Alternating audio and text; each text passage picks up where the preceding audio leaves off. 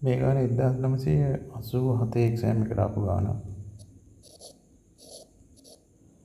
87 60 අවසාන ගාන 60 වෙනි ගාන.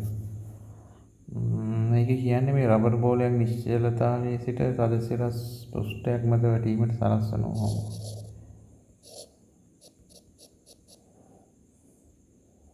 ඊට පස්සේ වාතය නිසා ඇතිවන ප්‍රතිරෝධයෙන් නොසලකා හරි විට බෝලේ චලිතය වඩාත්ම හොඳින් නිරූපණය කරන්නේ. මේක ඇවිල්ලා මෙතන වදිනකොට මේ වී ප්‍රවේගය තියෙනවනේ ඊට පස්සේ මේක මේ අනිත් පැත්තටම පොළාපයින්නවනේ. එතකොට ඒක මේ රබර් බෝලේ අර ඉබිල මේ වෙලාව මේ ප්‍රත්‍යස්ත පූර්ණ ප්‍රත්‍යස්ත නැහැනේ මේක. එතකොට මේකේ ප්‍රවේගය අපි හිතමු මේ අපි 20කින් එනවා කියලා. එතකොට මේක සාමාන්‍යයෙන් 15ක් විතර වගේ අඩු වෙනවා. ඊට පස්සේ මේක මේ ආයේ මෙච්චර උඩට යන්නේ නැහැ මේ හරියට ගිහිල්ලා ආයේ පල්ලෙහාට එනවා. ඊට පස්සේ ආයේ මේ හරිය මේ ඊට පස්සේ ආයේ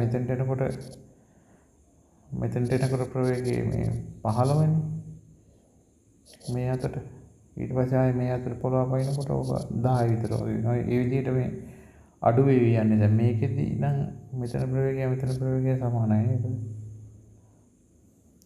ඔය ආසන්න වශයෙන් ගන්න පුළුවන් මේ පළවෙනි එක තමයි උත්තරේ.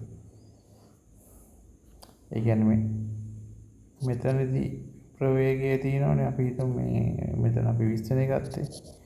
ඊට පස්සේ ආයේ ආපස්සට හැරෙනකොට 15 වෙනවා. ඊට පස්සේ ආයේ මෙතනදී ආයෙ වැඩිම යන්නේ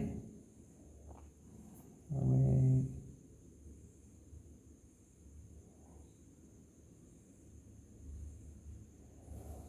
වැඩිම කියන්නේ ආයෙ මෙතන 10 නේ වෙන්නේ.